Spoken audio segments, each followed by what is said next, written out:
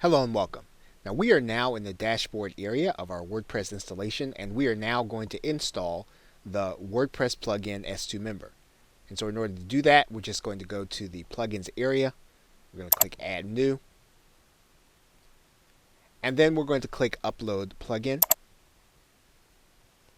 And in order to do this, we're going to go and grab that file from our hard drive. Okay, once we have that file, what we can do is just click the install now button. And then you'll notice the message from WordPress saying that the plugin has been installed successfully. You'll want to click Activate Plugin. Once you've done that, you should see the S2Member framework inside of your WordPress installation. Now, of course, you can install in the way that we suggested in the other video that we talked about getting S2Member. In that particular case, you would go to Add a new plugin.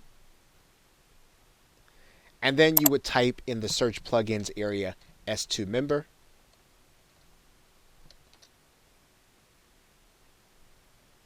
When you do that, you're actually going to search. And you'll see the S2Member framework probably in the top left-hand corner. Now, you'll get the opportunity to click the install button from there.